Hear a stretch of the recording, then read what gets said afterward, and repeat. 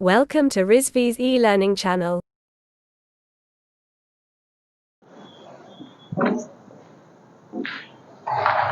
Good afternoon guys. Today I will discuss about attrition. Attrition होता क्या, पहले हम ये देख लेते हैं। एट्रिशन मीन्स होता है कि एम्प्लॉई एक कंपनी से स्विच करके दूसरे कंपनी में जब जाता है उसे कहते हैं एट्रिशन।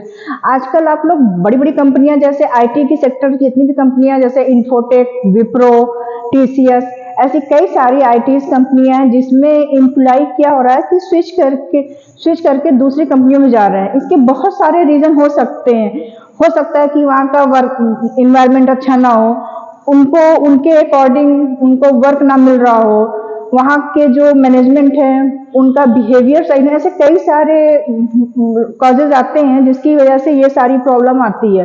तो आज हम डिस्कस करते हैं कॉजेज ऑफ एट्रिशन। क्या कॉजेज हैं?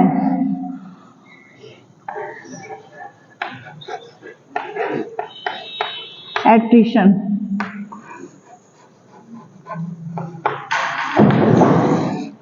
तो आज हम डिस्कस करेंगे कॉजेज ऑफ एट्रिशन। इसके कई सारे मेन टॉपिक हैं। फर्स्ट आपका है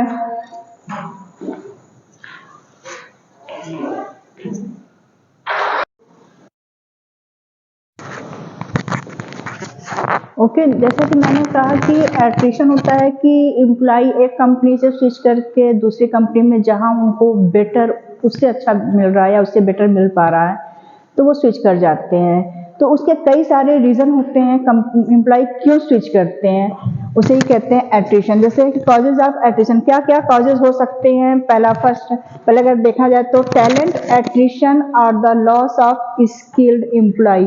पहला टॉपिक यही होता है कि अगर एम्प्लॉय जिस ऑर्गेनाइजेशन में वर्क कर रहा है उसमें जो भी स्किल उसके पास है या जो भी उसकी क्वालिफिकेशन है उसके अकॉर्डिंग उसको वहाँ पे वर्क नहीं मिल पा रहा, उसके अकॉर्डिंग उसकी स्किल वहाँ पे यूज नहीं हो रही है, पहला रीजन हो जाता है। Can result from various factor, और कई सारे रिजल्ट हैं जो आते हैं सामने, इंक्लूड हैं।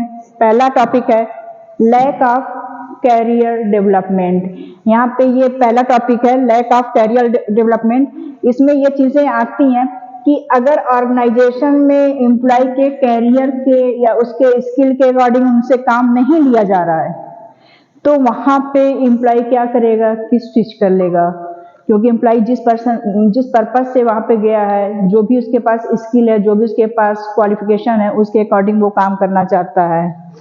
इंडिकेट कंपनसेशन, मतलब उसकी वेजेस, उसकी सैलरी उसके स्किल या उसके क्वालिफिकेशन के अकॉर्डिंग या उसकी क्वालिटी के अकॉर्डिंग अगर नहीं होती है तो एम्प्लॉय क्या करता है, स्विच कर जाता है। थर्ड टॉपिक है आपका पुअर वर्क लाइफ बैलेंस। इस कंडीशन में भी एम्प्लॉय क्या करते हैं, स्विच कर जाते हैं कि जिस ऑर्गेनाइजेशन में वो काम करने गया है वहाँ पे टॉप, मिडिल एंड लोअर तीनों लेवल के जब एम्प्लॉय काम करते हैं तो तीनों के बीच में एक अच्छा कोऑर्डिनेशन होना चाहिए। वहाँ पे उनको जिस वर्क इन्वायरमेंट में काम करने के लिए कहा गया है वहाँ पे उनके अकॉर्डिंग वो वर्क इन्वायरमेंट होना चाहिए। अगर ऐसा नहीं होता या वहाँ का जो मैनेजमेंट है लोगों के साथ अच्छा बिहेवियर नहीं करता है तो वहाँ पे एम्प्लॉय स्विच कर जाते हैं। मोस्टली ये सारे ऑर्गेनाइजेशन में होता है, चाहे आप कॉर्पोरेट में चले जाओ चाहे वो आप एकेडमिक।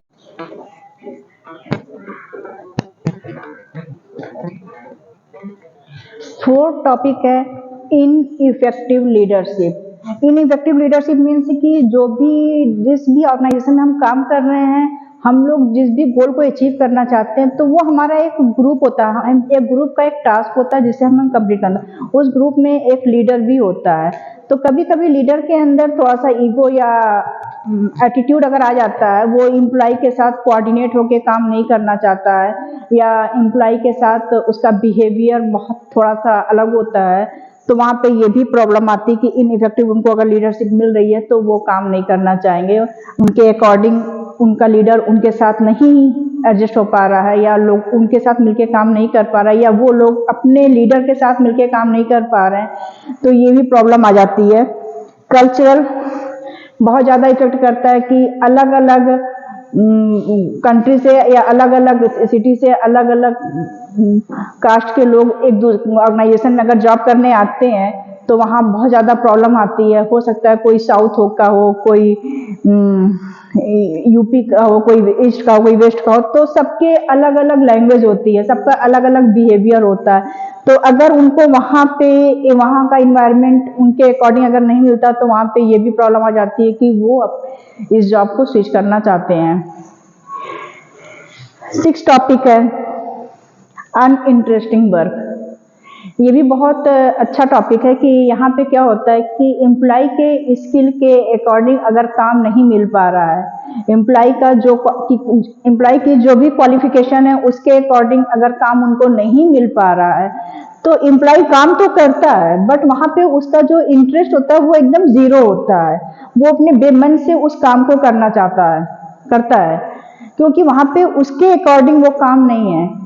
मान लेते हैं उसकी क्वालिफिकेशन एमबीए है और उसे काम जो दिया जा रहा है वो लेबर कैटेगरी का दिया जा रहा है, तो कहीं ना कहीं उसका ईगो उसे ये करने के लिए रोकता है कि नहीं, हमारी जो स्किल है वो इस काम को करने के लिए